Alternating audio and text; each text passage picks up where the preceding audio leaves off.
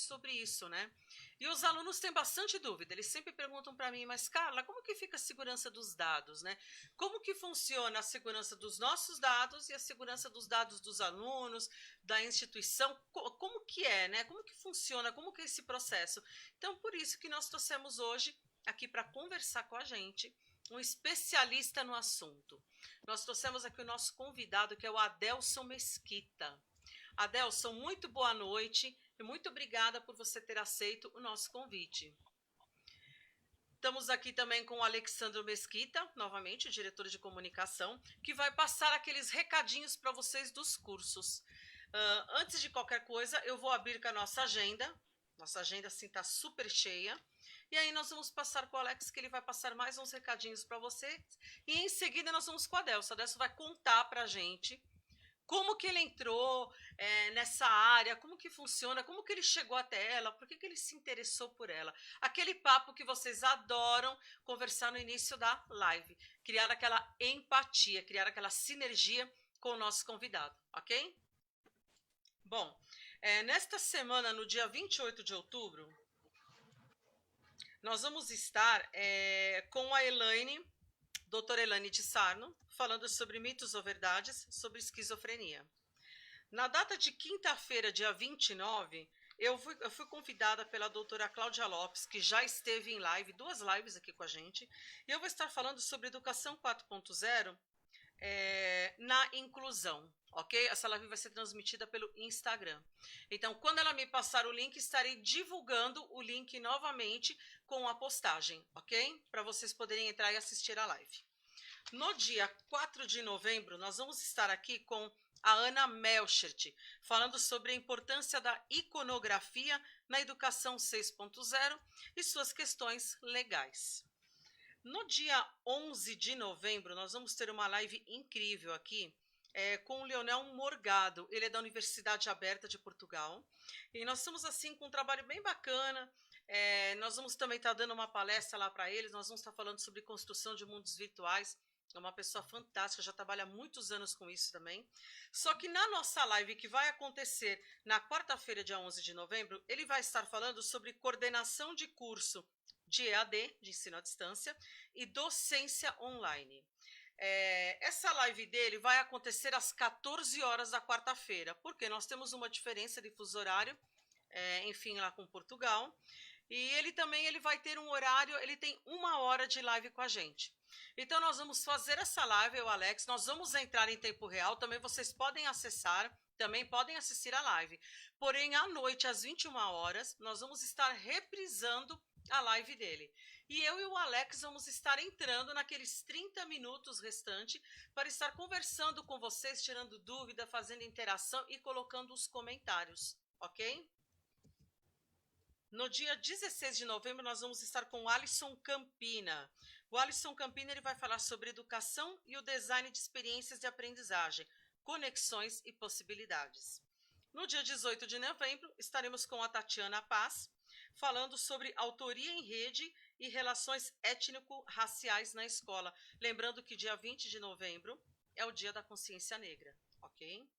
No dia 23 de novembro, eu e o Alex vamos estar voltando e nós vamos estar conversando sobre educação 5.0 com vocês, ok? Dia 25 de novembro, a doutora Elaine de Sarno volta, falando sobre o transtorno de déficit de atenção e hiperatividade, ok? Ela vai estar dando um outro olhar, um olhar bem diferente daquele que a Maria Eugênia, o Beninsky, passou pra gente, ok? Então, ela vai estar falando com outro olhar, ela é especialista nesse assunto e ela vai estar aqui para tirar dúvidas para vocês também, ok? No dia 30 de novembro, nós vamos ter aquela live que é a Open Mind na educação. Então, nós vamos estar aqui com alguns convidados e nós vamos estar colocando o tema do painel. Nós vamos estar divulgando isso para vocês, o tema no post da live, ok? Então, nós vamos estar discutindo Open Mind, é mente aberta na educação. Então, perspectivas, possibilidades, só que, veja, é um bate-papo bem legal. Nós vamos ter aí um tempo reduzido para cada convidado, porque senão vai todo mundo falar, nossa live não vai terminar nunca. E aí nós vamos estar fazendo aí depois novos tópicos, colocando como a pauta, criando outros painéis, ok?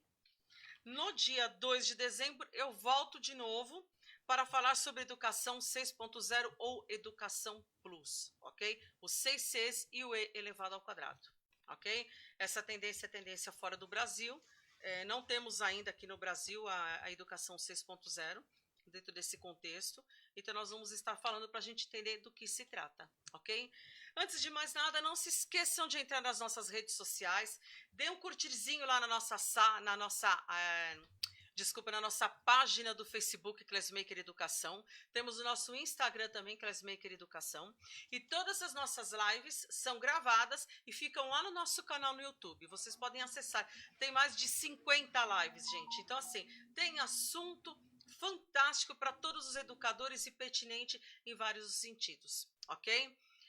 Não se esqueçam também de acessar o nosso site, vocês encontram diversas informações em www.classmaker.com.br. E nós temos a nossa rádio, ok? Classmaker Educação também é educomunicação. Nós temos a nossa rádio classmaker.com.br. Mais de 10 mil educadores estão na nossa rádio. Então, entra lá, interajam no chat, vocês vão ter música boa e nos intervalos, dicas de informações sobre tecnologias na educação e informações pertinentes, ok?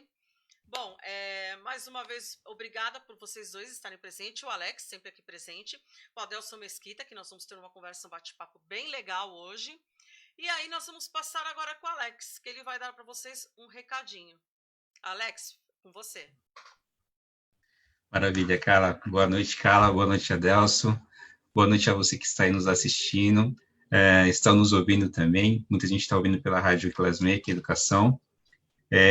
Bom, hoje a gente vai falar sobre um tema super importante, que é o segurança, né?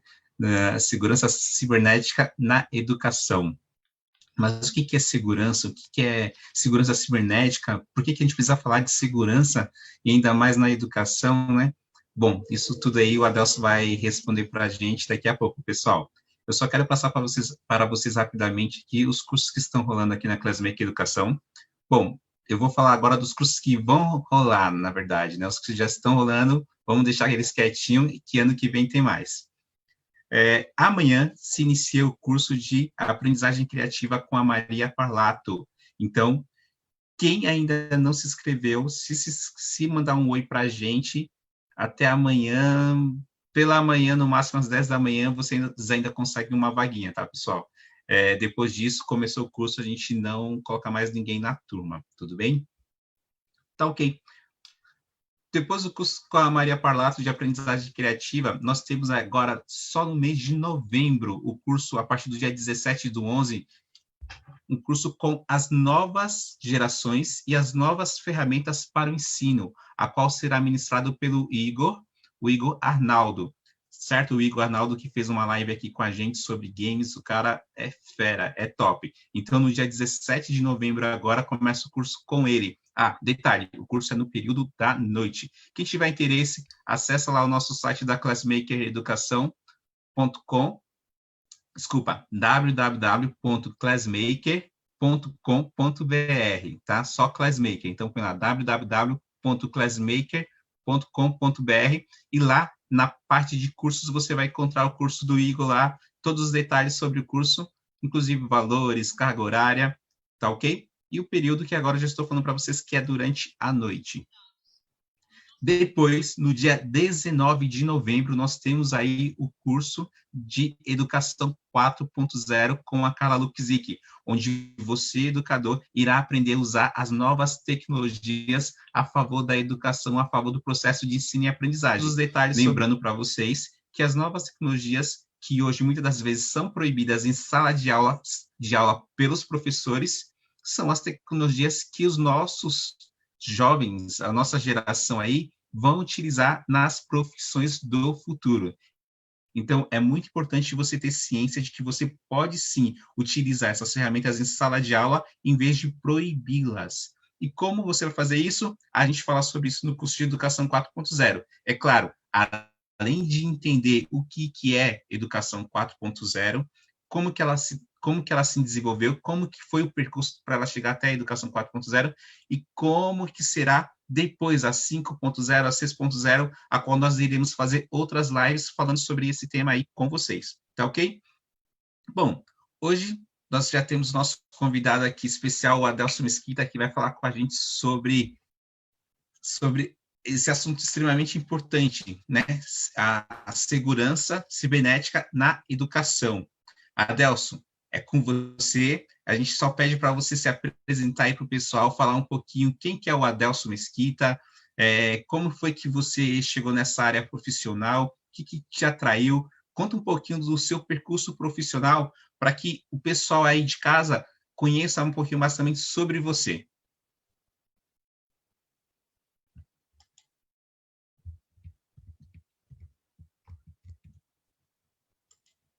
Oi? Adelson está no Tá mudo, seu fechado. telefone está no seu microfone está no mudo. Seu microfone está no mudo. Ah, então tá. Agora sim. É aquela pergunta básica de tempos aí de home office e de lives. Todo mundo me ouve bem? Tranquilo? Agora sim. Estão me ouvindo? Sim. Bacana. Então, pessoal, espero que todos estejam me ouvindo bem aí, em home office. Sabe, a gente começa com essa frase: estão me ouvindo bem? E aí o pessoal falou: ok, estamos ouvindo, a gente pode dar continuidade. Bom, pessoal, eu sou Adelso Mesquita, como o Alex e a Carla me apresentaram, e quero agradecer imensamente aí esse convite de vocês para poder falar um pouco sobre segurança da informação, né, diretamente na educação. Hoje é um assunto que está em alta. A gente liga a TV, ouve notícias sobre vazamento de dados, sobre informações privilegiadas, dispositivos, celulares, computadores, notebooks que foram invadidos, tá? Mas vamos iniciar por uma breve história, né?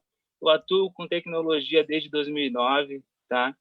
Iniciei a minha carreira aí na área de redes, com suporte, suporte técnico, em algumas empresas. O foco da organização que eu atuava era pequenos escritórios e médios, então a gente montava toda uma estrutura de rede para que os escritórios e empresas pudessem fornecer aí para os seus clientes o mínimo, né, de atendimento de e-mail, de telefonia, em diversos segmentos, escritórios de advocacia,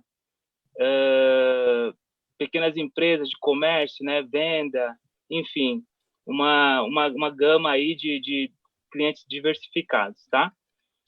E aí, o que me atraiu, né? Eu atuava com redes já, então, para entender um pouco de segurança, né, voltado para a segurança de TI, você tem que ter uma base ali de redes. E eu ouvi algumas notícias assim sobre vazamento de informação, porque eu pesquisava bastante. Não era tão visual, né? E estava tão em pauta nas mídias sociais e na TV como hoje. Hoje, dos últimos 5 anos para cá, a gente tem ouvido bastante, né? Então eu falei, olha, eu pensei comigo mesmo, eu quero atuar com segurança da informação. Esse sempre foi o meu mindset, né?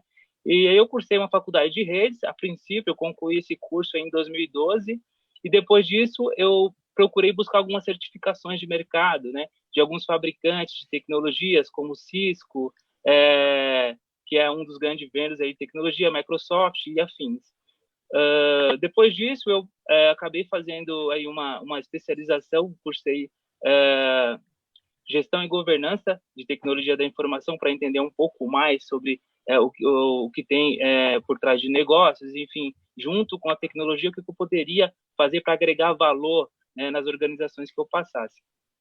E após esse período, em 2016, eu concluí esse curso, e em 2018 eu iniciei um outro curso que foi voltado exclusivamente para segurança e inteligência cibernética, ao qual concluí também aí o ano passado.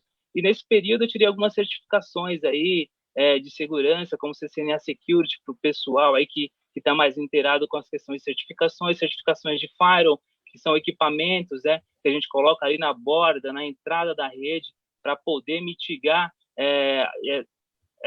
o ataque de algumas ameaças, certo? Bom, então basicamente foi isso, né? Então a gente começa a falar o que é a segurança da informação, né? Quando a gente fala em segurança da informação, as pessoas já pensam, nossa, o cara lá atrás do computador, o hacker, né?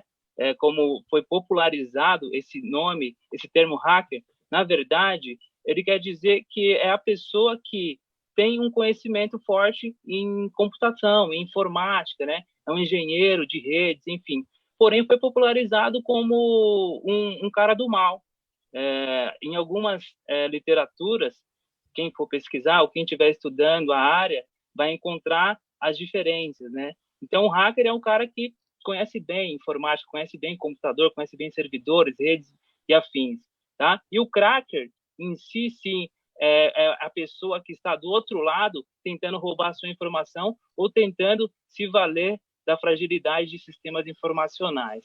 Só para deixar claro isso aí para o pessoal, tá? Então, quando a gente vai falar de segurança da informação, primeiro, o que é informação, né? O dicionário nos diz que é o ato de informar, né? Então, informação, uma definição, dentre várias que a gente vai achar em diversas literaturas, é um conjunto de dados organizados que fazem sentido referente a algum acontecimento, fato ou fenômeno. Por exemplo, se você chega para mim e fala, olha, você é um professor, né, chega na sala de aula e você vai passar uma informação para os seus alunos. Você fala, vai ter prova. Tudo bem, os alunos vão falar, ok, vai ter prova, tudo certo, eles receberam essa informação. Mas se você chegar e dar um complemento para essa informação, um sentido, você pode chegar e falar a seguinte frase, vai ter prova amanhã. E aí já vai ter um outro impacto, né, na vida dos seus alunos. Eles vão falar, opa, peraí, vai ter prova amanhã, não estou preparado, vai bater um desespero, enfim. Mas é uma informação completa, né, concreta. Você passou uma informação e as pessoas entenderam, né. Então, isso é informação. E o que é segurança? Segurança, segundo o dicionário, é um ato ou efeito de segurar, ou a qualidade daquilo que está seguro, né? Quando a gente pensa em segurança, segurança tem diversas formas de segurança, né? Tem um segurança do informação shopping. Da prova vazada também? Também, pode ser informação da prova vazada. De repente, alguém teve acesso a essa prova. Ainda mais hoje, né? Quando a gente fala em mundo digital, professores, né? Será que professores guardam provas em pendrive, em HDs externos? O que vocês acham? Olha, tem muitos professores que são mais familiarizados com as tecnologias que sim, mas ainda existem muitos professores também que ainda não. Nós vamos colocar em um misto. Entendi. Então, vamos pensar na seguinte situação. Imagine que o professor, ele redigiu a prova, que ele vai aplicar num documento Word, enfim, num formulário, e salvou em um pendrive. E esse pendrive, ele indo para a faculdade, para a escola, enfim, perdeu esse pendrive, né, da entrada da faculdade ou na entrada da escola. E um aluno achou esse pendrive.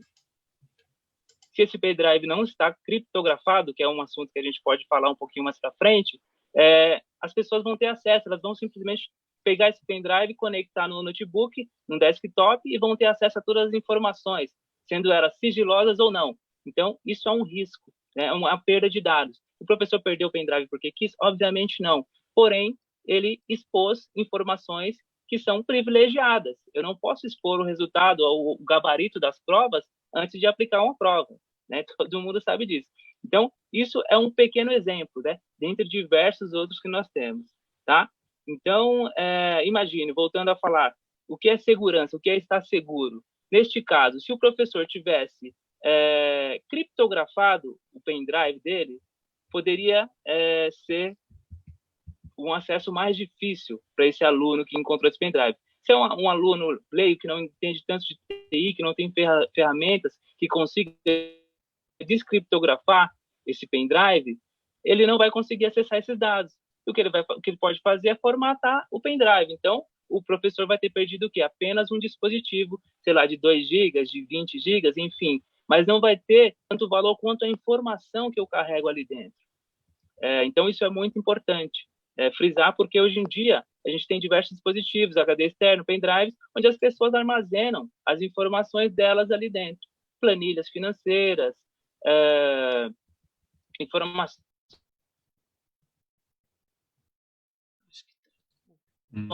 da companhia, fotos, muitas vezes até foto íntimas, caem em perda de informação e dados. Legal. Tá? Então, voltando Adelso, aqui, né? Informação, como eu citei aí. Adelso, sim? Adelso, só fala um pouco mais devagar, Pode porque falar. a sua internet está dando uma travada. Aí daí, Tá dando Como um ela tá delay. travando um pouquinho, isso, tá dando um delay, só fala um pouco mais devagar, por gentileza, porque aí fica mais legível para o pessoal. Bom, pessoal, internet a gente sabe como que é, e live também, então vamos lá. Pode continuar, Adelson, por favor. Claro, claro, vamos lá então. Continuando. Então, quando a gente fala sobre segurança, é o ato efetivo de estar seguro, de assegurar. Informação é o ato efetivo de informar, tá? E aí o pessoal já imagina, né? Olha, desde quando que surgiu essa questão de segurança, né? Segurança da informação? Não é de agora. Não é de agora que eu tenho que proteger as minhas informações. Não é porque agora a mídia fala bastante sobre vazamento de dados, sobre vazamento de informações, sobre invasão de dispositivos, que a informação está sendo cuidada somente agora. Você imagine em tempos antigos, como que as pessoas armazenavam as informações, né?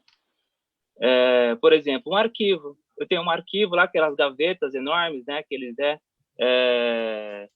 objetos lá, criado mudo, enfim. As pessoas armazenavam as informações ali, documentos importantes. E essa informação teria que estar segura, de alguma forma, né? Teria que estar disponível quando fosse preciso, teria que estar armazenada em um local seguro, né? E, sendo informações confidenciais, poucas pessoas teriam que ter esse acesso, né? Então, isso parte do tripé, que a gente chama em segurança da informação, do tripé da segurança, que é o CID. É a confidencialidade, a integridade e a disponibilidade da informação quando eu precisar, né? Então, você imagine que as pessoas antigamente armazenavam seus documentos confidenciais em baús, criados mudos. Se tivesse em determinado cômodo da empresa ou da casa e houvesse uma chuva, né, molhasse, inundasse aquele local, as informações se perderiam, né? Então, as pessoas teriam que encontrar um local adequado para armazenar essa informação, tá? Então, não é de agora. Não é de agora que a gente tem que preservar a informação e tem que cuidar da informação. Porém, agora, a gente está vivendo uma nova era, que é a era da tecnologia em si, e as pessoas estão passando a se preocupar mais. Por quê? Por conta dos acontecimentos, né? Certo. Antigamente ouvia-se falar. Tá me ouvindo bem? Tá tranquilo? Estou te ouvindo bem. Não, é que você falou sobre a questão da Sim, segurança da informação, e eu queria saber o seguinte, quando foi que começou a surgir essa questão de se pensar em segurança da informação? Você sabe informar? Oi?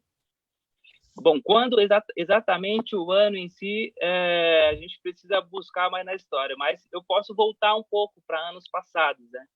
Por exemplo, na era do imperador de Roma, o Marcos Aurélio, né?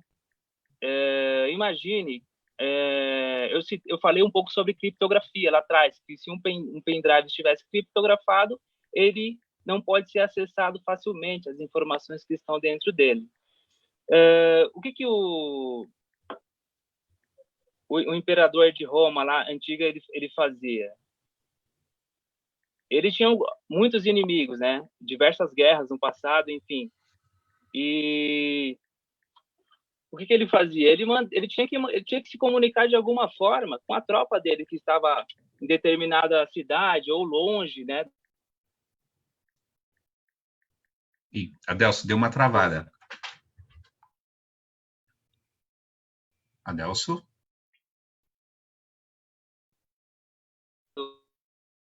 Adelso? Oi? Espera só um minuto que já ele volta, pessoal.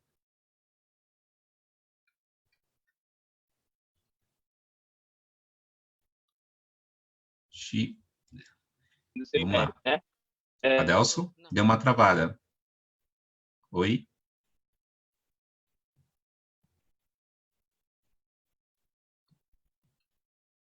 Bom, gente, deu uma pequena travadinha aqui na conexão do nosso amigo do Adelso Mesquita aqui.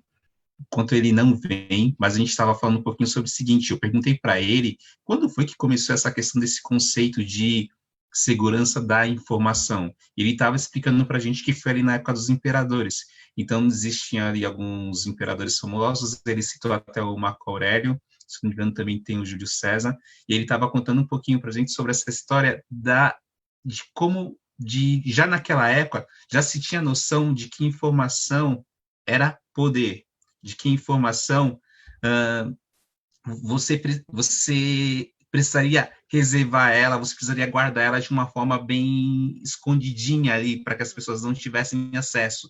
Então, muitas das vezes, quando lá o Império Romano, eles já iriam se comunicar entre si, eles já usavam, vamos dizer assim, a criptografia. Estou falando a grosso modo, tá, gente? Um exemplo grosseiro. Por quê? Eles se comunicavam via cartas. E nessas cartas, por mais que eles tivessem um alfabeto já o romano ali, eles trocavam algumas letras para que só certas pessoas que soubessem qual era a ordem correta conseguissem ler de fato aquela mensagem e chegasse ali, ter acesso ali naquela determinada informação. Tá ok? Bom, eu acredito que a conexão do Adelso caiu, mas daqui a pouco ele entra para falar com a gente novamente. Então, enquanto isso, eu vou falando um pouquinho sobre o que eu conheço para passar para você, educador, sobre segurança da informação. Certo, Carla? A Carla também pode me apoiar aí, me ajudando, falando algumas coisas, alguns exemplos que a gente precisa trazer. Gente, o ideal é que primeiro vocês conheçam o conceito do que é segurança da informação. E é isso que que o Adelson vem trazendo nessa live para a gente. Ele começou falando para a gente, definindo de fato que a gente precisa saber primeiro o que é segurança, o que é informação. Então, agora que nós já temos as duas definições de segurança e informação, ele vai continuar falando para a gente aí sobre um pouquinho mais desse assunto. Adelson, só para recapitular aqui para você, a sua internet aí deu um delayzinho, né? Teve uma falha, e aí eu já expliquei para o pessoal sobre essa questão da criptografia, que o pessoal já utilizava lá desde a época dos imperadores romanos aí. E aí eu peço para você que você pode continuar já a partir desse momento. Eu expliquei para eles que tinha aquela questão lá que você conversou comigo em relação às mensagens criptografadas, que eles se comunicavam já trocando algumas letras do alfabeto para que apenas determinadas pessoas tivessem acesso àquela informação. Pode continuar que aí é contigo agora. Bacana, pessoal. Não foi nenhum ataque hacker, né? Acontece na internet, aí os links às vezes não são tão bons. Mas, enfim, foi apenas um delay, eu já estou de volta.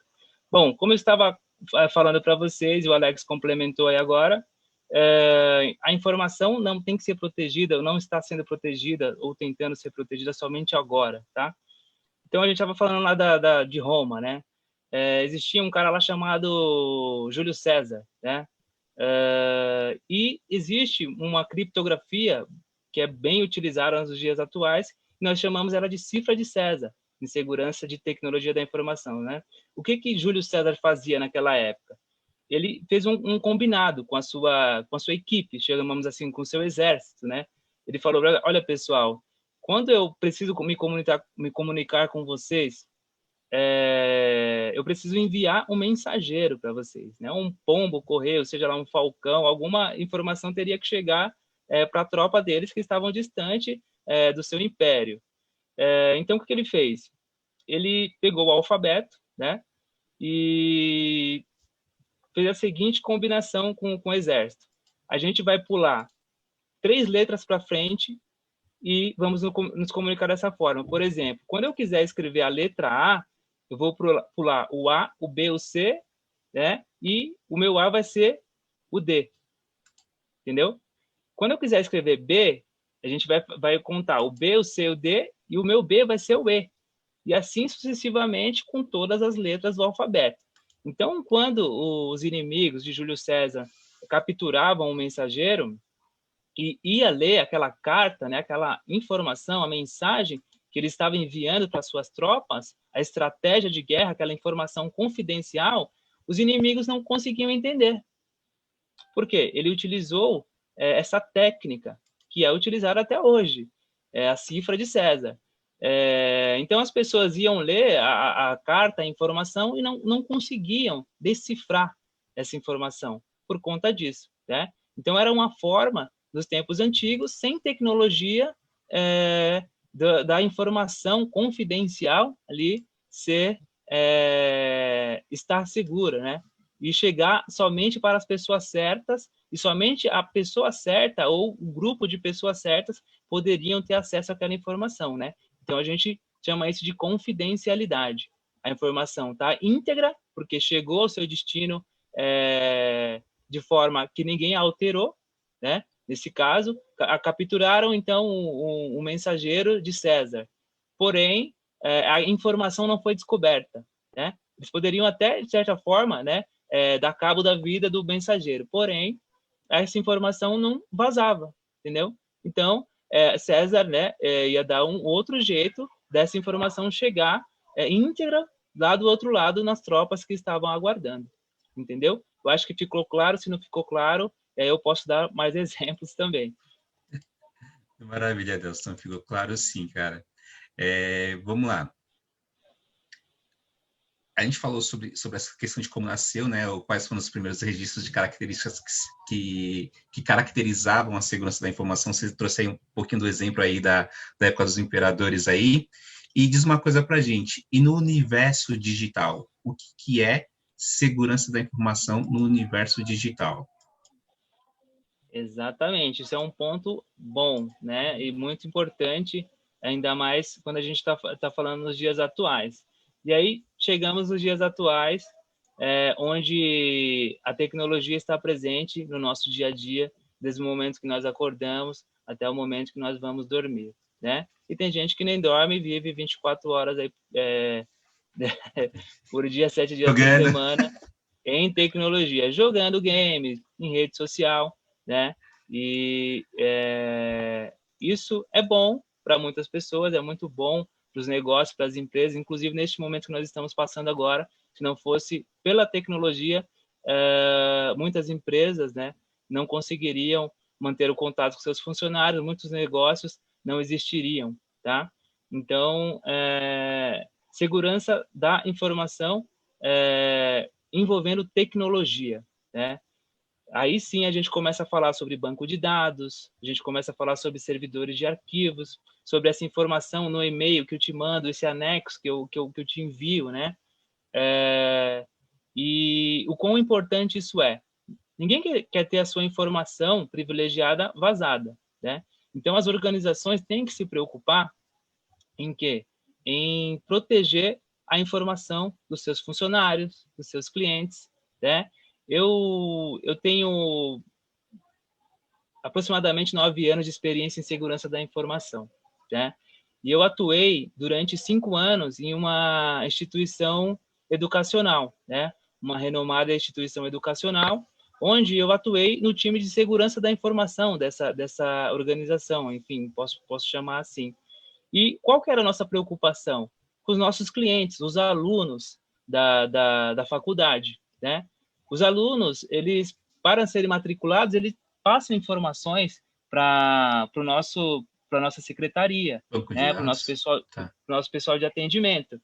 Então, a informação, seu nome completo, o nome dos seus pais, seu CPF, onde você mora, dentre outras informações, estão lá, né? Então, imagine que se essas informações vazam, vão parar na internet, em mercados negros, né? E aí alguém pode estar se perguntando nesse momento, nossa, mas se vazar o meu nome completo, meu CPF, meu RG, meu endereço, o que pode acontecer, né? Bom, pode acontecer muitos problemas para essa pessoa que teve os dados vazados. Por exemplo, pessoas podem hoje facilmente acessar a internet e solicitar um cartão de crédito em seu nome. E esse cartão de crédito, eu posso escolher o endereço que esse cartão de crédito vai parar. E aí, esse cartão de crédito, né? Hoje eu não preciso necessariamente aguardar o cartão chegar fisicamente, porque algum sistema já vai me disponibilizar o número do cartão e o CVV, que é o código de segurança. E com isso, em qualquer site de e-commerce, né? Eu vou conseguir fazer compras.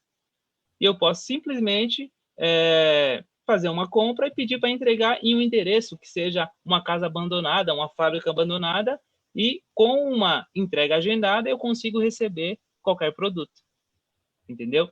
Então, temos que ter muito cuidado com as nossas informações, né? Com os nossos dados. E o que a gente buscava ali, né? A gente tem, eu vou falar alguns termos técnicos, né? E aí, se for o caso, eu posso te explicar, né? Eu vou tentar não ser tão técnico, porque esse não é o intuito desse bate-papo hoje, é mais uma introdução aí para o pessoal que está, né, nesse momento, atuando aí com aulas Na área EAD, né? educacional. Exatamente. Que está como a Carla citou, muitos já estão atuando dessa forma, né? Dando aulas online, com plataformas online, onde armazenam as informações em algum lugar online, onde a gente hoje chama de cloud, né? A gente chama de nuvem. Nada mais é do que um servidor em algum lugar do mundo. A gente chama de cloud. Então, temos que utilizar de ferramentas para que essa informação digital esteja protegida, para que o meu aluno lá do ano X, Y ou Z, ele só possa acessar o conteúdo que ele deveria ter acesso. Então, para acontecer uma aula EAD de um determinado curso, a gente tem que segregar essa informação, esses dados, né? Por exemplo, o aluno Alex, ele só vai poder acessar o curso dele. Ele não pode acessar a plataforma Moodle, a plataforma...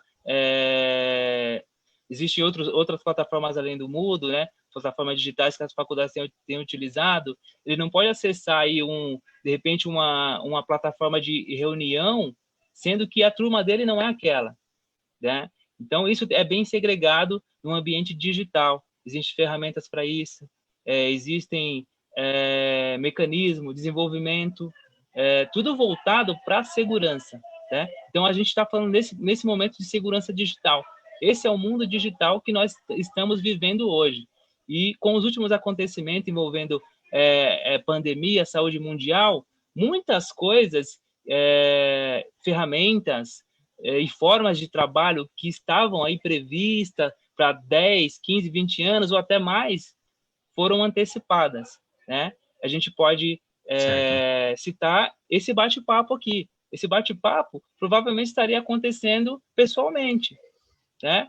E gravado, Certo. obviamente, para algumas pessoas. Porém, nós estaríamos juntos batendo esse papo e conversando sobre esse assunto, né?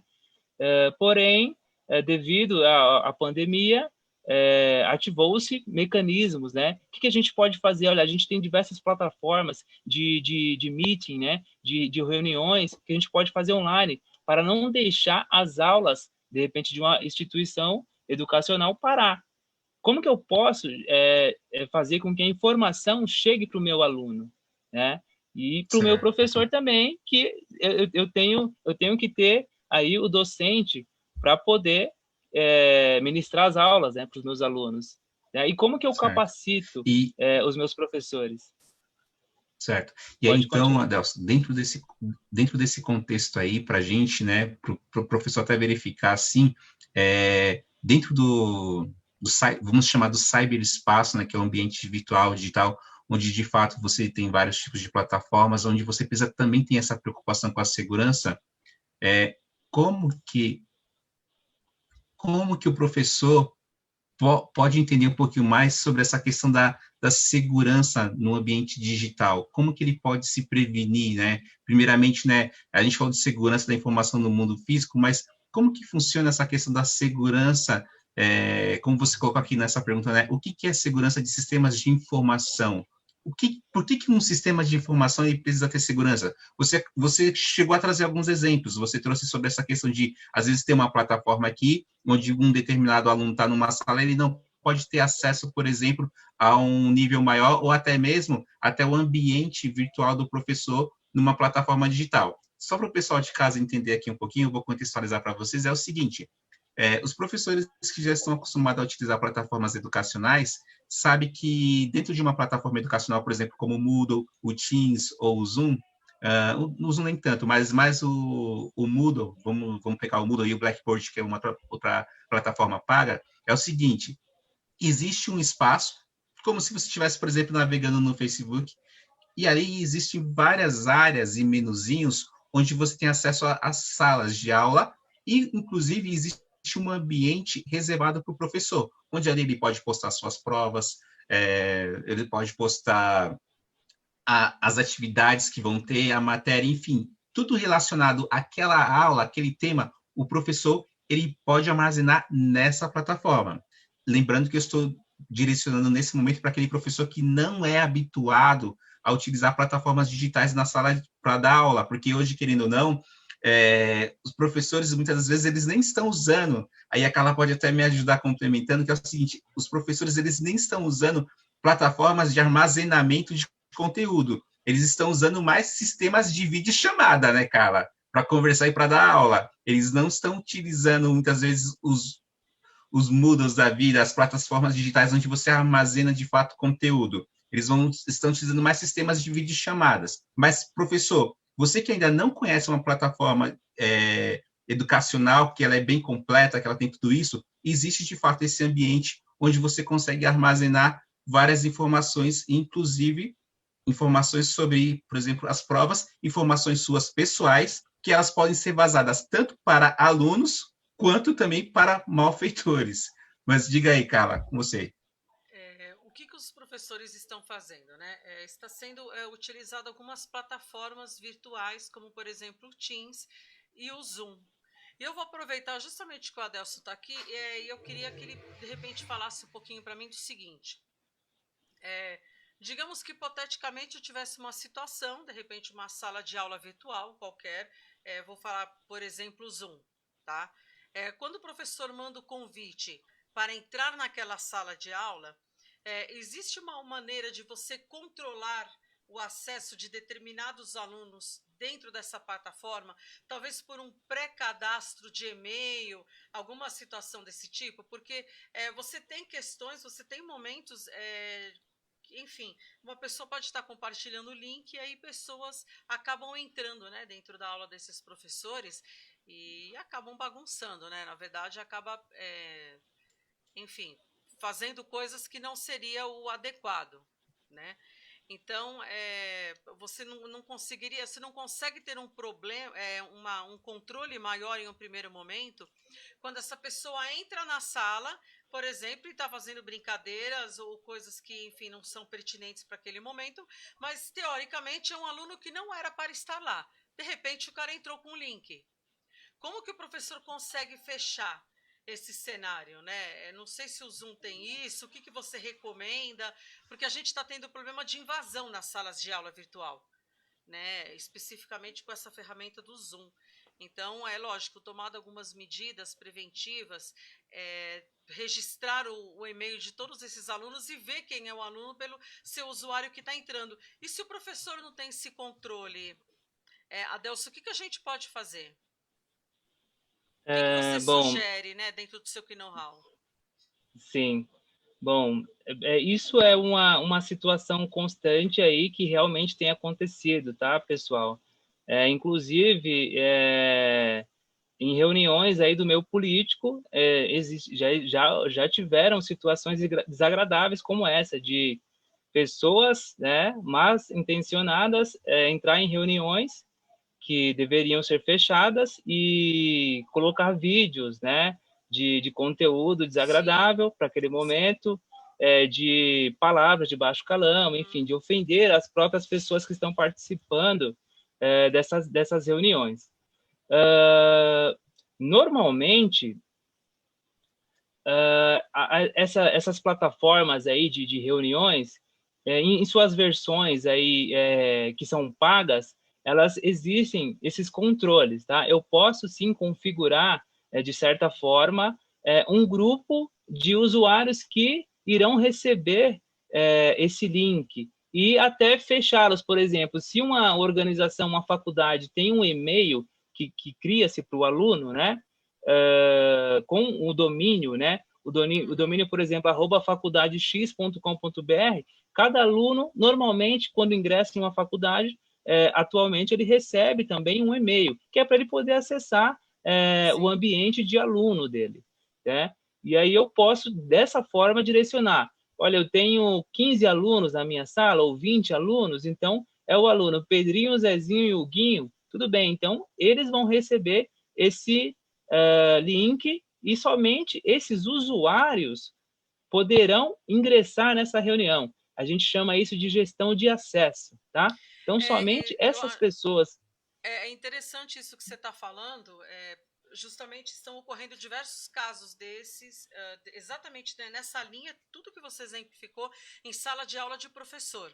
Né? Realmente entra com Sim. vídeos, palavras inadequadas, e são alunos que na teoria, enfim, ninguém conhece, o cara brota lá, ele aparece de repente. Agora, você estava falando através de um e-mail acadêmico, um e-mail institucional, conseguiria estar controlando. E nos casos daqueles, algumas escolas que não conseguem fornecer esse e-mail acadêmico, eles estão entrando dentro do Zoom sem esse controle, e não é aquela versão paga.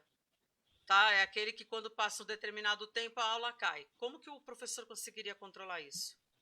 Então, nesse caso, a gente está falando de uma versão free, aí, uma versão gratuita, onde não tem tantos recursos. Tá. Aí não há muito o que fazer. Né? Infelizmente, não há muito o que fazer. Aí vai de cada instituição analisar esse risco, né? E, assim, a gente brinca um pouco com tecnologia da informação e nós falamos que não existe mágica em TI. Precisa haver um investimento para que você tenha o mínimo de segurança. Então, se você não está disposto a investir, você pode ter que assumir esse risco, e esse risco pode custar muito mais caro para você daqui a algum tempo, ou atualmente, como nós temos visto. Né? Como que fica a imagem da escola, da faculdade, que está tendo uma reunião, por exemplo, de pais, e entra ali um indivíduo e compartilha tais vídeos, tais informações, tais fotos. Enfim. Exatamente. Isso que você está E aí, falando como que fica? é bem sério, né? É bem complicado, né? A gente sabe aí que tem casos que estão acontecendo e é gratuito, né? Que está utilizando. Mas a gente tem realmente essa questão do controle. Quer dizer, uma maneira que eu vi que a gente poderia estar cercando essa situação era o professor ter uma lista prévia dos e-mails desses alunos. Agora, isso não impede que mesmo assim ele compartilhe o link da aula. Isso não vai impedir. Agora, eu desconhecia essa questão que você fala desse acesso, né? Essa gestão de acesso que você falou, o controle de acesso em uma versão paga. Isso que seria o ideal dos mundos, né? Mas a gente sabe que não é assim que funciona. Sim, infelizmente muitas escolas ainda não têm o acesso, né? Porque foi uma pandemia. Elas estão utilizando. Tem muita escola que elas não têm nem verba reservada para isso. Só que mesmo não tendo verba reservada, ela tem que pensar primeiramente na segurança do aluno e do corpo docente dela.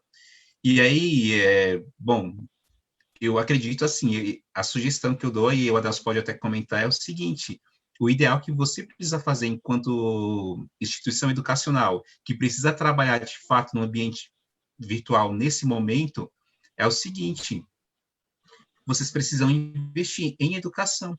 Tem que investir em sistema, tem que investir em sistemas, softwares, ferramentas educacionais, sim, tem que investir nisso, mas vocês também precisam investir na formação do seu educador, principalmente em informação relacionada à segurança da informação, que é o que o Adelso pode estar falando um pouquinho para a gente mais um pouquinho e comentando sobre essa questão.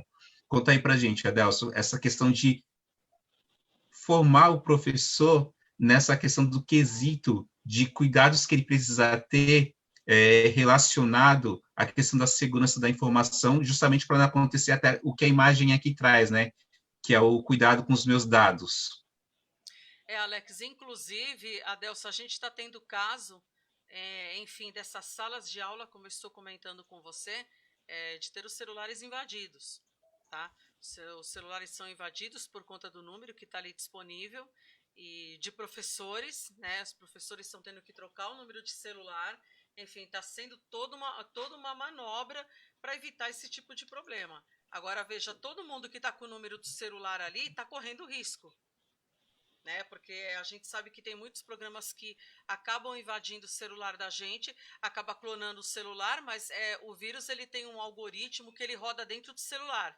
Então, o ideal quando você troca o número é você resetar o celular por conta dos programas. Agora, veja, é isso que o Alex está falando. Nem todos os educadores, nem todas as pessoas sabem disso, né?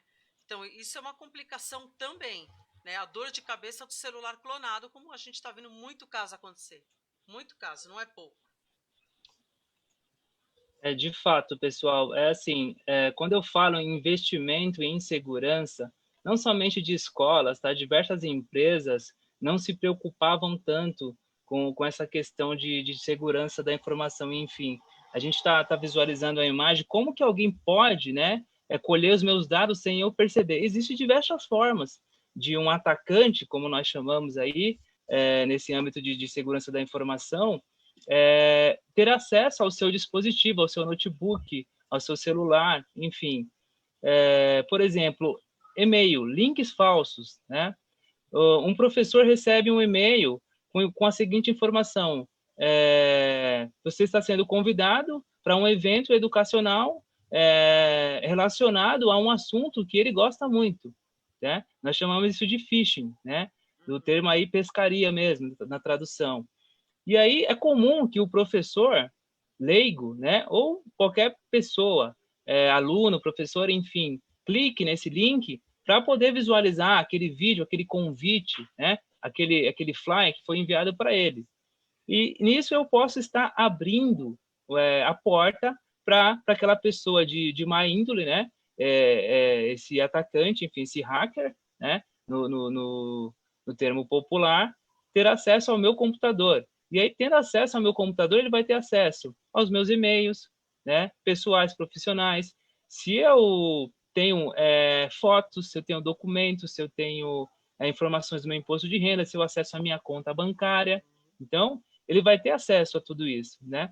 E o investimento em segurança, em tecnologia, não é somente em ferramentas, dispositivos, não é somente em antivírus, não é somente em firewall, não é somente em IPS, aí, termos, né, de sistemas de prevenção de intrusão, sistema de detecção de intrusão. Eu tenho que treinar o meu professor, o meu usuário da informação, porque não adianta eu ter as melhores ferramentas na minha borda da minha rede, sendo que dentro de casa eu não fiz o papel de treinar o meu usuário. É ele que vai receber um e-mail com um link desconhecido, de uma pessoa desconhecida, e pode clicar ou não. Então, eu tenho que treiná-lo. Faz mais sentido você investir no treinamento do seu colaborador, né, do seu usuário, do que na própria ferramenta em si.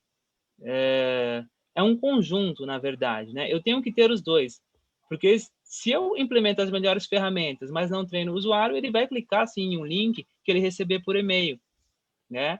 E aí vai acabar abrindo brecha de segurança para que uma reunião sua seja, né, invadida, para que o seu dispositivo seja invadido, né? Os celulares aí, dados roubados a todo momento.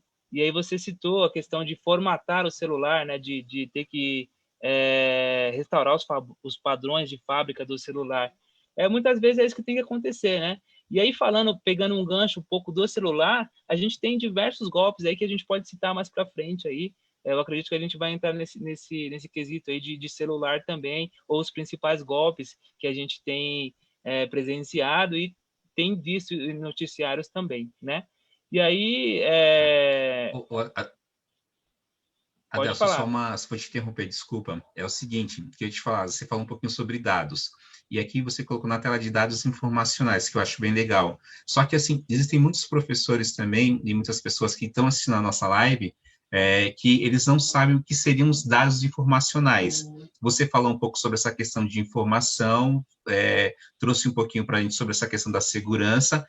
E aí, explica para o pessoal de casa, só para eles entenderem, o que são os dados informacionais, o que a gente fala, o que a gente chama de dados informacionais quando a gente está falando de segurança no ambiente digital. Tá. Existem algumas formas de dado, né? O que é um dado?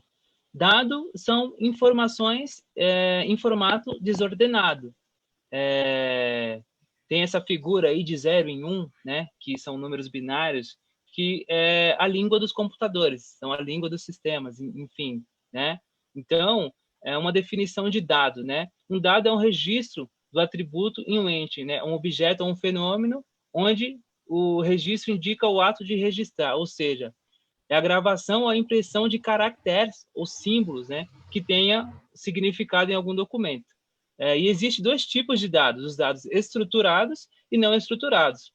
Os dados estruturados, né, são esses dados formatados, como eu falei.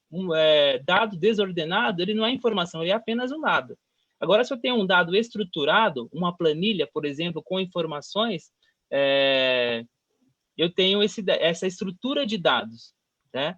Então, geralmente é utilizado em sistema de gerenciador de banco de dados, por isso tem esse nome, banco de dados, né? E aí, dentro desse meu banco de dados, as informações podem estar protegidas, criptografadas, né, de forma desordenadas, de modo que se um atacante chegar até ele, não vai ter o texto claro ali da minha informação, ou, não, eu posso sim ter um banco de dados todo bonitinho ali de forma estruturada e não ter criptografia nenhuma. Então, se eu chego até o seu banco de dados da sua empresa, né, da sua instituição educacional, e lá eu vejo todas as informações dos seus alunos, todas as informações dos seus professores, dos seus colaboradores, e o que eu posso fazer com isso? Eu posso fazer diversas maldades, digamos assim. Eu posso excluir esses dados, eu posso vender esses dados, e aí isso pode denegrir a imagem da instituição. Né? Ninguém vai confiar. Quem que vai querer estudar em uma instituição que tem seus dados vazados? Né? Legal. Quando você fala de dados estruturados e dados desestruturados e dados estruturados, só vou dar um exemplo para ver se é isso mesmo, para a gente poder entender melhor e ilustrar para o pessoal. É o seguinte, quando você pega aquele seu pendrive, de repente, e você espeta ele, aí você vai abrir aquele documento, vamos pôr no Word, e aí está lá toda a informação bonitinha, né? Linha a linha, as palavras, o texto todo organizado. Eu posso chamar isso de um dado estruturado. Mas e aí, quando de repente você também espeta ali o seu pendrive lá no seu computador, você vai abrir o seu documento no Word e vem aquele monte de símbolos, ou seja, como se o seu documento ficou todo ali criptografados, vamos falar assim, entre aspas. Isso seriam dados desestruturados, correto? Então, isso que você citou depende muito. Isso, né? Na verdade, isso aí é uma consequência dos dados desestruturados, ou não? Me corrija. Bom, quando a gente fala em criptografia, a gente teve um ataque aí que ficou bem conhecido, né? Ocorreu em 2017. A gente pode até pular aí essa imagem para a questão dos golpes mais comuns, né? A gente pode falar sobre criptografia. Quando eu criptografo, utilizo um sistema de criptografia para criptografar o meu banco de dados, o meu HD externo, o meu pendrive, eu sei que fui eu que criptografei, então eu tenho uma senha para descriptografar, né? Ou uma forma de descriptografar esse dado. Agora, o que você citou, quando eu acesso o meu computador, está tudo criptografado lá, por exemplo, o meu servidor de arquivo, né, da minha escola, da minha faculdade, isso pode ser um ataque. Isso pode ser um ataque, sim. Tá? E em 2017 teve um ataque que foi chamado, né, teve o seu nome aí, WannaCry, né, onde foram afetados no mundo mais de 230 mil computadores. Né? Isso ocorreu em 12 de maio de 2017. Diversas instituições educacionais, financeiras, hospitais, né? Empresas governamentais tiveram seus computadores afetados. Como? Pelo WannaCry. O que o WannaCry faz? O WannaCry é um ransomware, tá? Esse malware, né? Esse software malicioso é chamado de ransomware, onde ele invade o seu servidor de arquivo, os seus computadores, os computadores dos seus colaboradores, e criptografa tudo. Então, tudo que você tem de planilha, de texto, de PDFs, imensidade de arquivos. Quando você vai acessar, estão todos criptografados, todos embaralhados com um monte de caracteres diferentes. E o que os atacantes estavam fazendo? Solicitando, né, pedindo um resgate por isso em Bitcoin. né? Foi o que aconteceu. Então, se a vítima pagar o Bitcoin, ele pode te mandar a chave de descriptografia ou não. Porque quando uma pessoa invade o seu sistema e te manda uma mensagem informando, olha, fui eu que criptografei as suas informações, eu só te dou a chave se você me pagar X Bitcoins.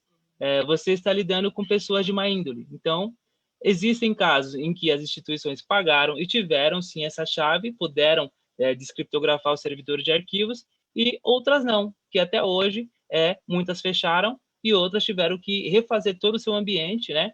E, assim, sorte, ou, né, sorte, eu não diria, mas ainda bem que algumas instituições investem em tecnologia e muitas delas têm o backup, né? Tem o backup e armazenam esse backup fora da sua rede. E, de alguma forma, puderam retornar esse backup, restauraram o backup e, mesmo após alguns dias ou algumas horas, puderam retomar suas atividades. Mas isso foi um dos maiores ataques cibernéticos conhecidos mundialmente. Depois, quem puder e quiser pesquisar sobre o WannaCry e se aprofundar um pouco mais como funciona, é bem importante, né? E, assim, nós costumamos dizer em TI, né, em segurança, que as pessoas não acreditam que vai acontecer até que acontece. E aí, quando acontece, vem o desespero, onde buscam, né, profissionais que podem ajudar de certa forma, porém, não existe milagre. Como eu citei lá atrás, não existe milagre. Se você não tinha um backup dessas informações, não vai ter muito o que fazer. E aí vai ficar a seguinte situação: ou você paga, né, X Bitcoins, que a gente sabe que é uma criptomoeda, né? Não sei se todos têm esse conhecimento, mas Bitcoin é uma criptomoeda, né, uma moeda digital, que hoje está valendo muito, né? Muito mesmo. E aí vai ficar a cargo da chefia, enfim, dos diretores dessa instituição, organização, empresa, em pagar, né, e contar com a sorte nesse caso. Legal. Vai lá, Carla, com você. Adelson, eu quero te passar uma pergunta aí. A Natália Tá. Madeiras, ela está perguntando o seguinte: como é feita essa criptografia em arquivos ou pendrive? Há um programa específico para isso? Tá. Para utilizadores aí do sistema operacional mais comum utilizado, o Windows, existe já no próprio Windows um BitLocker, tá? É chamado BitLocker, que você consegue criptografar o seu pendrive ou o seu HD externo direto nele. Você vai criar uma chave, né? E vai conseguir, em qualquer dispositivo Windows que você for conectar o seu pendrive ou HD externo, ele vai pedir essa chave.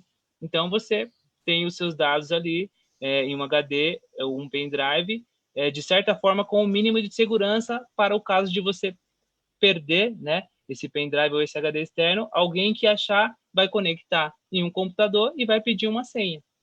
E aí, se a pessoa não tiver essa senha, ela não vai conseguir acessar o seu pendrive, os seus dados, tá? Porém, existem técnicas avançadas que são capazes de descriptografar. Porém, para o usuário comum, não.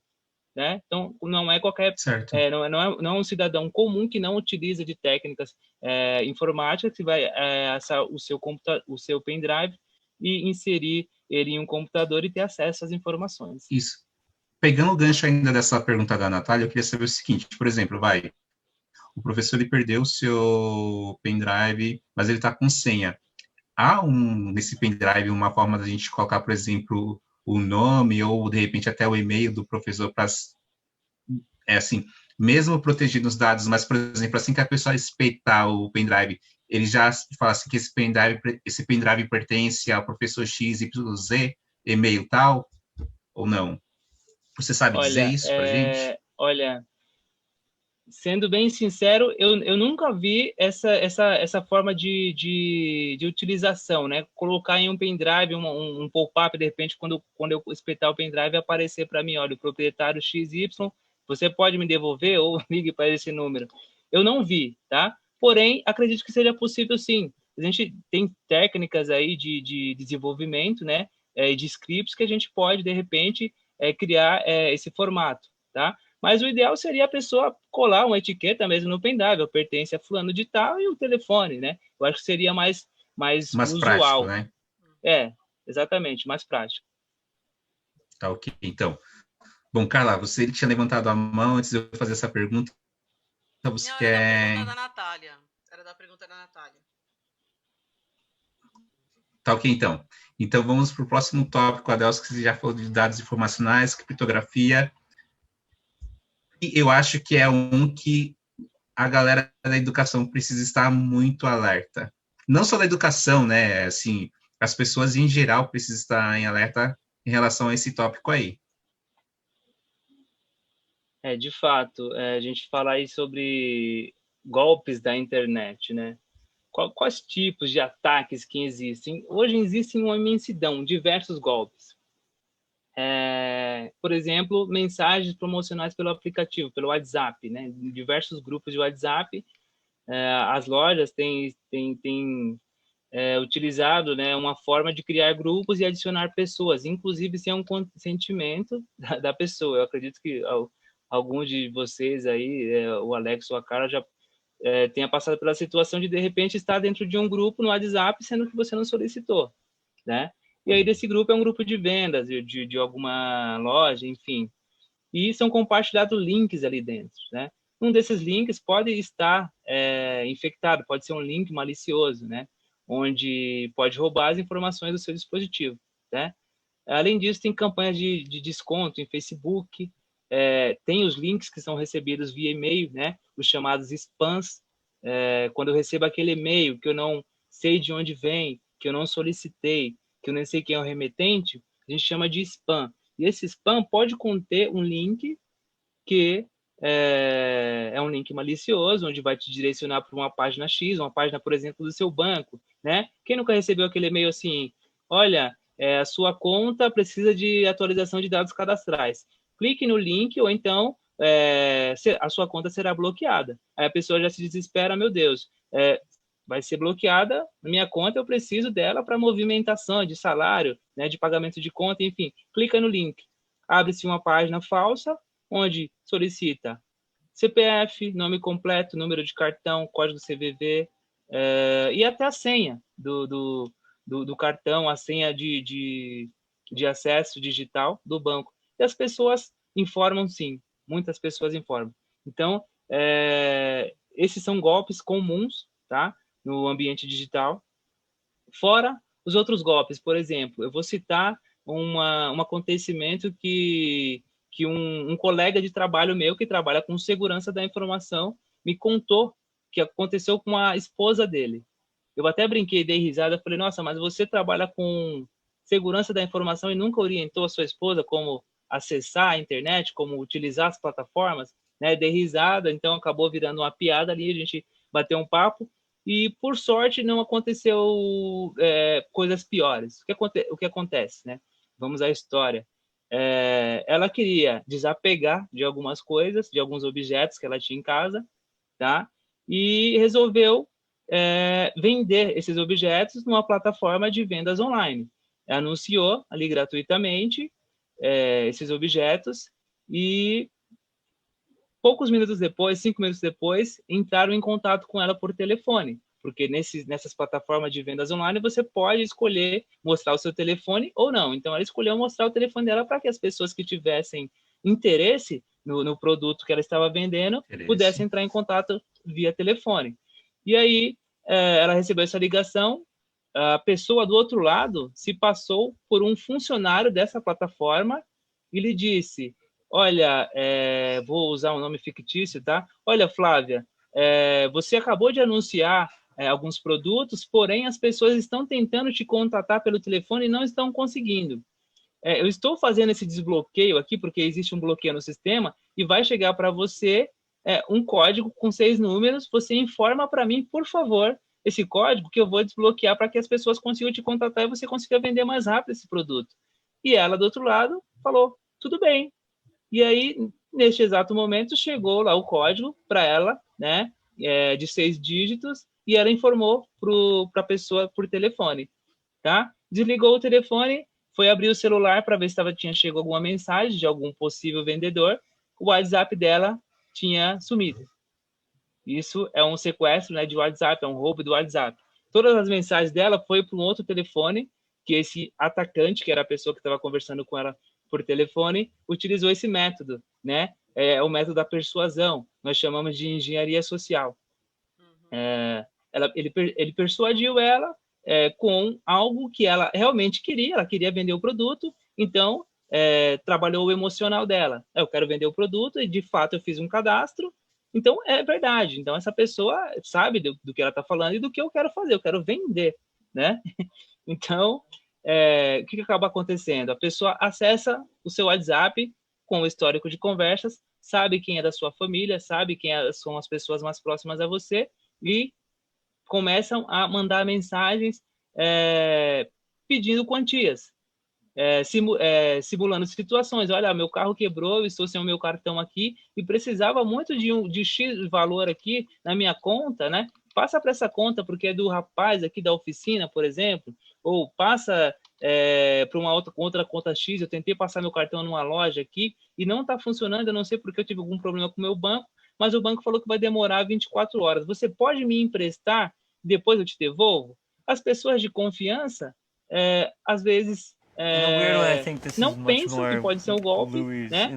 Embora esteja falando por mensagem ali, aparece a foto da pessoa, o WhatsApp, então, é a Flávia que está falando, puxa, então tudo bem, é a Flávia. E vai, olha, estou te depositando aí, estou te transferindo agora, tá? Isso é um golpe muito comum, que tem acontecido muito, né? Dentre outros, isso essa situação que eu acabei de falar é uma das situações que acontece, dentre diversas outras, tá? Então, o atacante utiliza muito de engenharia social, que é um termo utilizado aí em segurança da informação para conseguir persuadir a vítima a entregar a informação que ele quer, né? Pode ser, nesse caso, esse código que deu acesso à conta, né, de WhatsApp, e pode ser outras contas. Eu posso entrar em contato com alguém, com o Alex, por exemplo, e falar, olha, Alex, eu sei que você tem conta na Caixa, eu sou um funcionário da Caixa, né? Nós estamos passando por atualizações e eu precisava confirmar com você alguns dados. Então, ao invés do Alex falar, tudo bem, então você me fala os dados e eu vou confirmar aqui do outro lado. O atacante pode falar, então, fala para mim seu CPF, e a pessoa já entrega de cara, entrega o ouro, entendeu? E aí passa CPF, passa telefone, passa endereço, passa nome de mãe, passa nome de pai, e com isso a pessoa faz um cadastro em um site e começa a sair comprando coisas, né, em seu nome, e você não sabe, né? Vai ficar sabendo lá na frente. Nós temos uma cena de um filme que é bem interessante, sobre esse assunto de engenharia social. É o filme Truque de Mestre 2, quando o Daniel Sim, está é muito com... bom. É fantástico. Quando ele está com o Tressler dentro do avião, que ele vai pegar todas as informações que ele rouba, ele pega dele em pleno show, em plena apresentação, mais de $1 milhão para devolver para as pessoas da seguradora dele. Ele começa a fazer umas brincadeiras, batendo um papo como quem não quer nada. Mas qual era o nome do seu primeiro cachorro, aquele que marcou? Então, veja, tudo isso daí, é lógico, você vai falar, mas a pessoa está conversando, ela está falando comigo. Então, é nisso que se baseia a engenharia social. Tá? Exatamente. Inclusive, o Kevin Mitnick, eu acho que o Adelson já deve ter ouvido falar. Eu fiz um curso com o Kevin Mitnick em 2009 sobre engenharia social, né? E foi fantástico. O que eu quero dizer é que a gente não imagina, é isso que eu quero dizer, tá? Gente, é no bom sentido, tá? Eu estou dizendo que a maneira que você acessa as informações das pessoas, até ligando e falando no nome de parente, quando você escuta essas coisas, você fala, gente, como que pode, né? É um bate-papo e a pessoa tira muita informação da gente, informação básica. E a coisa que a gente faz, qual é o primeiro nome do seu cachorro de estimação? O seu pai, quem era a pessoa mais importante para você afetivamente. Então, tudo isso são ferramentas de engenharia social. Tem até um livro que o Kevin Mitnick escreveu sobre isso daí. É um livro muito interessante. Ele fez uma série de livros de hackers, né? Então, ele passa todas essas artimanhas. Eu trabalhei isso com muito tempo atrás, quando eu estava na Volkswagen. Então, a gente tinha uma questão de invasão aí, enfim, de sistemas, enfim, de SAP. A gente tinha uma situação bem pontual. E aí, nós tivemos aí um caminho aí para estar fazendo um curso com o Mitnick, e ele explicou tudo isso pra gente, tem livro, tudo. E, gente, é uma coisa que, né, você assistindo o filme, você vendo a facilidade no final, né, quando ele conta como ele pegou a informação, você fala, gente, como que ele construiu? Ele fez uma narrativa, né? Ele pega da narrativa, ele joga aquele contexto e Legal. pega a informação. Né? É muito interessante isso. Ó, Adelso, vamos fazer o Exatamente. seguinte, então. Vamos ver se a gente marca aí futuramente uma live para a gente falar só de engenharia social, para que os nossos educadores estejam atentos aos tipos de golpes que tanto eles quanto seus alunos possam sofrer, porque ao menos dessa forma eles vão ver algumas estratégias que são utilizadas para aplicar golpes, e eles podem repassar com os alunos ou podem até fazer trabalhos com os alunos de como evitar esses tipos de golpes. Porque agora a gente precisa ir Sim. para a próxima pauta devido ao nosso tempo que já termina. Vamos lá, qual é a nossa próxima pauta, Delcio? Tipos de golpe na área educacional. Bom, vamos lá. Tipos de golpe na área educacional, né? Eu vou falar que é para a área educacional, mas na verdade se aplica a qualquer área, tá? O golpe do boleto bancário, o boleto falso, né? Por exemplo, as instituições educacionais costumam enviar na casa, né? Via correio do aluno, do seu cliente, ou via e-mail, um boleto bancário que trata-se da mensalidade daquela escola, da faculdade, enfim. E algumas instituições educacionais conhecidas, inclusive bem conhecidas em São Paulo, já sofreram esse tipo de golpe, tá? Chegou no e-mail do aluno um código de barra, né? Um e-mail com código de barra falso. Porém, todo estruturado de acordo, né, com o logo da instituição, com as informações do aluno, com o CPF, com o seu endereço, e muitos alunos pagaram, né, esse boleto falso, e aí a instituição teve que arcar com esse prejuízo, porque tudo indicava que o boleto realmente era dessa instituição, né? E isso não acontece só com instituições educacionais, como eu citei. Teve o caso do IPVA, não sei se vocês acompanharam, há uns 3 anos atrás, mais ou menos, que chegou um monte de IPVA em dezembro para as pessoas, né? Em dezembro começou a chegar um monte de carta de IPVA e muitas pessoas pagaram. E era um boleto falso, tá? Então, precisa estar muito atento, né? Como a gente está falando de educação, acho que o caminho para que as pessoas estejam minimamente seguros no ambiente digital é a educação. Tem que ter isso nas escolas, né? Tem que ter isso nas faculdades, enfim. Porque é a nova era, desculpem, é a nova era da tecnologia, né? Então, se você não orientar o seu cidadão que já tem acesso a essa tecnologia neste momento e sempre terá, né? A ideia é que as tecnologias somente se atualizem, né? Cada vez mais. A velocidade delas cada vez atinjam as velocidades mais rápidas, né? Então, muitos trabalhos que a gente fazia lá atrás manualmente, hoje a gente utiliza tecnologia para fazer, né? Então, tem que estar muito atento, né? E aí, esse é um tipo de golpe, o golpe do boleto bancário, e o roubo de dados, né? O roubo de dados, como eu citei o caso do WhatsApp, não deixa de ser um roubo de dados. Eu posso te persuadir utilizando-se da engenharia social, ou eu posso utilizar um phishing, que é criar um e-mail, né, e manda um spam para um grupo seleto de professores de uma faculdade, por exemplo, informando, olha, a instituição X tem uma atualização de dados, Y, a coordenação Y, Z, né? Como que eu posso obter, por exemplo, o nome de uma secretária de uma instituição de educação?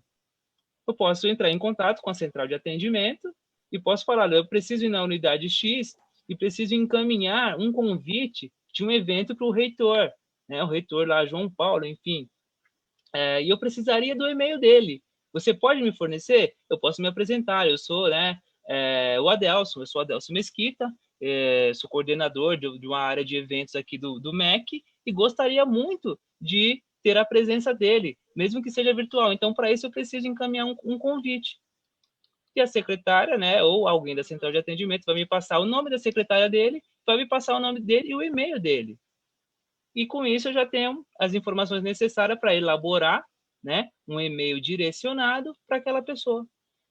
E aí, assim, a pessoa vai olhar, vai achar o assunto interessante, porque tem a ver com a atuação dele no mercado, e vai provavelmente clicar em um link malicioso, se ele não tiver a orientação do seu time de tecnologia da informação, do pessoal de governança de dados, né, do time de gestão de segurança da informação, essa pessoa vai clicar. Por outro lado, se ela achar que ele é meio suspeito e ela tiver um treinamento, ela vai falar, opa, pera lá, o pessoal já me orientou quanto a esse certo tipo de e-mail, vou encaminhar para o meu time de TI, o time de segurança especificamente, para eles analisarem, né, se esse link que eu vou, né, clicar tem algo malicioso nele. E assim, o próprio usuário, ele tendo, né, o mínimo de orientação, ele pode simplesmente passar o mouse em cima do link. Por quê? O link ele pode estar escrito, por exemplo, Facebook na frente, mas quando eu passo o mouse em cima, ele vai me direcionar para um outro site totalmente diferente. Entendeu? Então, só aí eu já sei que pode sim ser uma página fake aí, nesse caso. Maravilha, Adelson.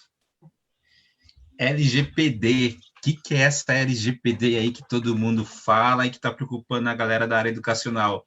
Tudo bem que já são 10h30, se você quiser, a gente pode encerrar agora e você fala em outro momento, ou se você quiser dar só uma palhinha para a gente e depois a gente pega uma outra live e se aprofunda nesse tema aí, seria legal também. Entendi. Assim, os tópicos são muito pertinentes. Acho que aí tem coisa para reflexão e pergunta, assim. O pessoal gostaria de levar o Adelson para morar na casa deles, né, gente? Falou, olha, acabaram de me ligar. Eles queriam ter uma linha direta com a Adelson. Olha, acabaram de me ligar. O que eu faço? Bom, na verdade, esse assunto é bem extenso mesmo, tá, pessoal? A gente poderia ficar falando aqui horas, a gente poderia criar um curso para falar. Eu que, assim, estudei, né, e passei algumas horas estudando e ainda continuo estudando até hoje, a todo momento sai uma tecnologia nova e a cada solução que eu crio para o mercado, eu crio um problema de segurança. Essa é a verdade, tá? Então, não tem problema, Alex, respondendo a tua pergunta, a gente pode falar mais alguns minutos, sim, mas se for pertinente a vocês, a gente pode bater um papo depois sobre outros tópicos que vocês acharam mais interessante, tá? Mas o que é a LGPD, né? Essa sigla, LGPD. É a sigla que foi adotada para designar a Lei Geral de Proteção de Dados, né? Essa lei, ela tem um número, é a Lei número 13.709, que foi sancionada em 14 de agosto de 2018 pelo então presidente aí, Michel Temer, tá? E ela passou a vigorar em agosto desse ano, né? Foi meio que uma briga aí para essa lei entrar em vigor, tá? Tivemos muitos adendos aí, prós e contras, para essa lei entrar em vigor, porém entrou. E qual que é o objetivo, né? O intuito dessa lei? Proteger os dados das pessoas físicas, né? Por exemplo, anterior a essa lei, a gente tinha o Marco Civil da Internet, que é a lei número 12.965 de abril de 2014, né? Onde ela falava sobre crimes informáticos, sobre vazamento de informações também, porém não tinha ali uma imposição onde as empresas teriam que informar, por exemplo, um vazamento de dados. É comum a gente, por exemplo, né? Eu gosto muito de comprar pela internet. Eu gosto da comodidade de comprar na internet. Então, eu compro diversos produtos, tênis, né, relógios, acessórios, enfim. Tem gente que compra casa sem nem ver, tem gente que compra carro sem nem ir na loja. E uma dessas lojas pode ter a sua segurança, né, de TI lá frágil. E algum atacante pode ter acesso ao banco de dados e vazou essas informações na internet. Com isso, eu vazei todas as minhas informações de clientes. CPF, nome, né, completo, nome de pai, nome de mãe, endereço, enfim, como eu já citei, alguns golpes que podem acontecer lá atrás, né, e ninguém fica sabendo que aconteceu esse vazamento de informação. Como que eu vou me precaver? Como que eu vou fazer uma pesquisa para ver se ninguém está utilizando o meu nome por aí? Né? Se eu não sei o que aconteceu. Então, essa lei vem para isso. Olha, empresa XY, você teve um vazamento de dados, você precisa tornar isso público. Você precisa informar pro titular do dado, como é chamado, né? O titular sou eu, né? A pessoa que fornece a informação lá. É você, é a pessoa física, é o titular do dado. A pessoa precisa entender, né, o que aconteceu com os dados. Se eu fiz um cadastro numa página X e eu não quero mais que as minhas informações fiquem no poder dessa empresa, ela tem que tirar de lá e ela tem que me falar como que ela vai tirar essa informação de lá. Não é igual hoje, hoje ou no passado, enfim, passado recente, que eu crio lá um cadastro e depois não sei o que acontece, se a empresa está compartilhando a minha informação com outras empresas, se está vendendo os meus dados, e dentro de outras informações pertinentes. Então, se a empresa não mostrar um plano de mitigação de vazamento de informação, por exemplo, vazou a informação, mas eu tive essa ação, mas essa para mitigar, né? Para que as informações não fiquem por aí vagando no mundo da internet. E eu informei para a pessoa, lá para o titular do dado, que o dado dela vazou e tornei isso público. Se isso não acontecer, a empresa, né, vai ter que arcar com uma multa que pode chegar até 50 milhões de reais. Tá? O valor é exatamente esse, né? E a LGPD ela tem como base a GDPR, né? Que é a General Data Protection Regulation, né? Resolution, desculpe. E esse regulamento da GDPR, ele é da União Europeia e foi aprovado em 15 de abril de 2016, né? E entrou em transição aí mais ou menos em meados de maio de 2018, né? Ela passou a vigorar, tá? Qual que é a intenção? É a mesma, é proporcionar a proteção dos dados de pessoas físicas, né? E contando com essa penalidade de multa para motivar aí o seu cumprimento para as empresas. E com isso, né, aí vocês estão vendo no slide que o Alex colocou na tela, a NPPD, que é a Associação Nacional dos Profissionais de Privacidade de Dados, na qual eu faço parte, tá, do comitê público aí, tá, mas tem um site da NPPD, vocês podem acessar esse site. Lá tem todas as informações pertinentes a essa lei, tá? Não é somente, não são somente, né, as instituições educacionais que precisam se adequar a essa lei, mas todas as empresas que tratam dados pessoais. Ou seja, todas as empresas, né? Todas as empresas têm clientes, todas as empresas têm funcionários, colaborador. Eu saí da empresa e quero que a empresa apague os meus dados, né? Então, eu vou lá e informo, né, para essa empresa, olha, eu não queria que minhas informações ficassem mais com vocês. Porém, tem um outro lado, juridicamente, existem outras leis que a empresa precisa deter o dado, né, por determinado período. Então, tudo juridicamente, dentro, né, desses padrões, você pode solicitar sim, porém, se a empresa, né, juridicamente tiver que guardar por um determinado período, ela vai guardar. Tá? Basicamente é isso. É um assunto bastante extenso também. É um assunto que a gente vai te tá? convidar novamente, pode ficar tranquilo. Com certeza a gente vai falar com você novamente sobre LGPD, sobre engenharia social. Bem, enfim, bacana. A gente marca aí para o pessoal de casa ficar sabendo. É isso, eu espero que eu tenha. Uma coisa legal que, de repente, a gente pode estar vendo com a Adelson, porque, assim, o que você está vendo aqui nessa busca da internet, a gente está vendo é aquilo que as empresas precisam estar tomando de providência com os dados físicos. Agora, gente, é uma outra situação a maneira que nós, pessoas físicas, estaremos tomando o controle das nossas informações. Então, são dois lados diferentes. Então, é importante também você pensar como que você está cuidando das suas informações, né? Mesmo que a empresa tenha, né, várias normas, enfim, várias leis, mas veja, a gente também tem essa ideia, a gente tem essa intenção de se resguardar. Então, é importante a gente ver que nem tudo aquilo que a gente vê na internet necessariamente está protegendo a gente, porque ele é direcionado para uma empresa. É outra coisa, exatamente. Tá? É um outro esquema. Aí a gente está falando da gente mesmo, como pessoa física, conseguir se precaver, né? A gente ter barreiras com relação a isso. Tá? Eu acho uma estratégia legal seria... Acho que as exposições do Adelson foram muito pertinentes, foi bem interessante. uma estratégia que a gente pode fazer, né? Que ela Sim. também, não sei se o Adelso aceita também, de repente ele até preparar para a gente, né? Um curso sobre segurança da informação, onde ele vinha Ah, trazer sim. esses dados, onde ele Sim, vinha sim, falar sim. bastante sobre essa questão, até mesmo para o professor estar orientado de Excelente. como agir em determinadas situações. Então, bom, Fantástico. vamos ver se ele aceita, né? E depois a gente anuncia Eu aí. já ia fazer. Eu já ia fazer. Se ele fizesse um curso desse, eu já faria. Então, Você ok. já tem uma Então, aluna já, Adelson. Se você fizer o curso, eu que quero. bacana. Eu acredito que assim, todo mundo, né, que atua em determinada área que não seja de TI precisa Sim, passar por essa matéria, essa disciplina, enfim, de segurança da informação. Eu acredito que as instituições educacionais devam estar pensando nisso. Se não estão, deveriam estar, tá? Porque assim, esse pouquinho que eu expliquei de cada tópico, né, é somente a ponta do iceberg, né? uhum, Para baixo tem muito mais informações, tem muito mais é, coisas que podem acontecer, né? Em diversas formas de ataque.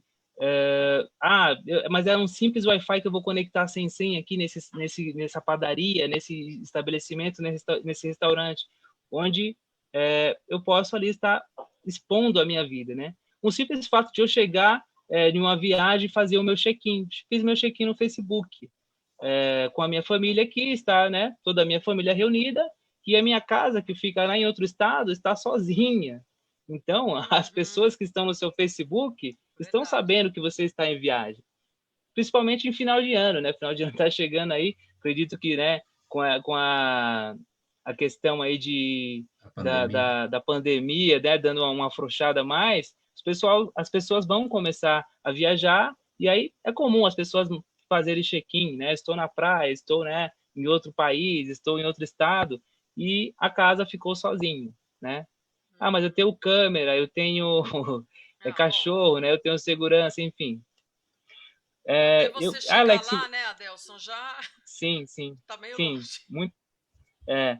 Bom, aí tem esse outro tópico aí, esse outro slide que o Alex acabou de mostrar na tela, né? Quais são os cuidados que o educador contemporâneo deve seguir, né, para não ter seus dados nem de seus alunos vazados?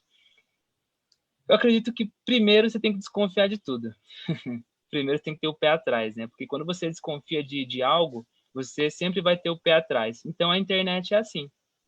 A internet é exatamente dessa forma. Como a Carla citou, aquilo que você vê na internet, né, tipo, uma notícia, um assunto, ou informação que é pertinente a alguma empresa, nem sempre é verdade, né? Eu queria contar mais casos, mais histórias que eu tenho, assim, de pessoas bem próximas a mim, inclusive, mas o tempo não permite mais para a gente, né? Então, fiquem atentos às redes sociais, como eu acabei de citar, Isso. as suas E, senhas, né? Pode falar. não, eu só ia falar o seguinte, qualquer coisa também, querendo ou não, cada tópico desse que a gente trouxe, de fato, ele rende de assunto para uma live inteira em relação a trazer os exemplos de como as Sim, pessoas podem sim. se prevenir em relação à segurança da informação. Elas tanto, e é engraçado, né, Carla, porque elas tanto rendem uma live, como também ainda tem pano para manga para render um curso completo, Uhum. Tem. justamente para que não só o educador, todos façam já estejam precavidos em relação à sua segurança. Mas, bom, Exatamente. aqui já dá para você ter uma Bom, ideia de alguns tópicos que você precisa tomar cuidado no seu dia a dia. Eu vou já passar para o próximo, exatamente. Adelso, devido ao nosso tempo, tá ok? Porque Bacana. Vamos lá. Bom, aqui, basicamente, né, a Carla havia citado esse filme aí lá do Truque de Mestre, que tanto a versão 1 lá do filme quanto a versão 2 exemplifica bastante essa questão da engenharia social, tá? E aqui eu deixei alguns para vocês, alguns vídeos que eu acredito que é pertinente vocês assistirem, né? E tem essa série do Mr. Robot também. O Edward Snowden, tá? Que é esse do lado direito embaixo aí, conta a história aí de um cidadão que trabalhava em uma agência de segurança, né, de um país bem forte aí no nosso mundo. Então, isso é baseado em fatos reais, realmente aconteceu, tá? Em um passado bem recente. Então, vale a pena vocês verem, né, como vocês estão sendo vistos em qualquer lugar do mundo que vocês estiverem, tá? E o Mr. Robot, Mr. Robô, né, o Mr. Robot, ele vai te apresentar, né, em algumas cenas dessa série, diversas ferramentas que são utilizadas aí pelos Black Hats, né, como a gente chamamos os hackers aí de cartola ou chapéu preto, né? E aí tem o Piratas do Vale do Silício também, que conta a história aí de duas grandes empresas, né, que brigam aí no mercado de TI, tá? E seus principais líderes, tá?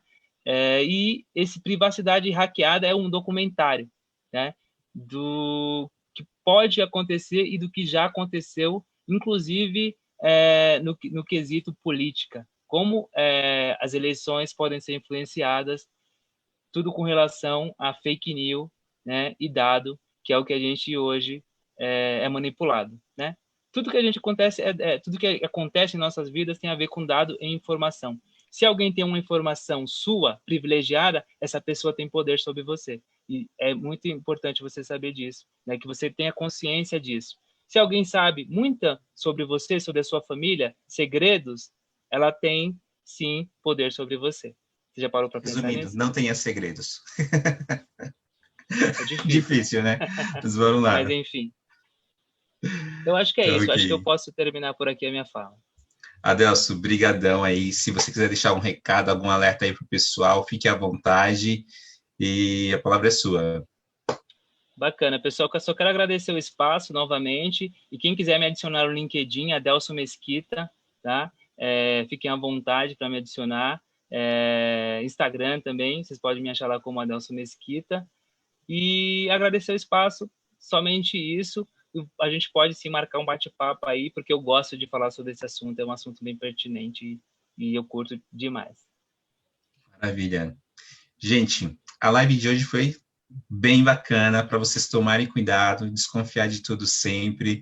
Você que é educador aí está agora, né, cada vez mais interagindo com o universo tecnológico, o universo digital, sempre precisa tomar algumas ações para se precaver em relação ao que pode acontecer no seu dia a dia aí com seus dados informacionais, tá? Ou até mesmo ter os seus dados aí usurpados por alguém, para alguém poder usar em seu nome e fazer coisas que não deveriam.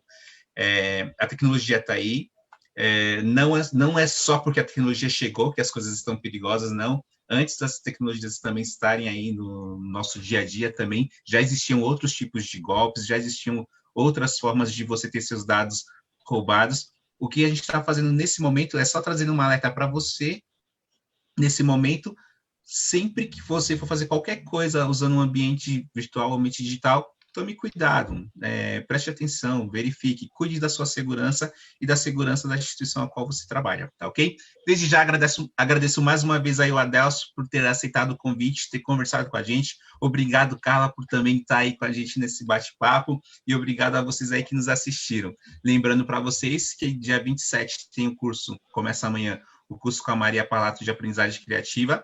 No dia 17 de novembro vai começar o curso com o Igor aí, sobre essa questão das novas ferramentas e as novas gerações no processo de ensino e aprendizagem. E também, no dia 19 de novembro, o curso com a Carla Lukzik sobre Educação 4.0, onde, é claro, ela não chega a discutir tão profundamente a questão de segurança da informação, mas ela traz bastante conteúdo aí que faz você pensar nesse tema também. Carla, contigo. Obrigadão a todos vocês aí. Bom, gente, quero agradecer mais uma vez a presença de todos vocês. O pessoal interagiu, gostou bastante. Alex, quero agradecer a sua presença e o Adelso também. Pessoal, hoje eu não vou passar a agenda por causa do horário, ok? Mas eu vou estar deixando a agenda nos comentários, nós vamos estar colocando, tá bom? Maravilha! Muito obrigada novamente e gratidão a vocês por terem estado aqui com a gente hoje. Boa noite, pessoal. Boa noite, Alex. Gente. Boa noite, Adelso. Boa noite.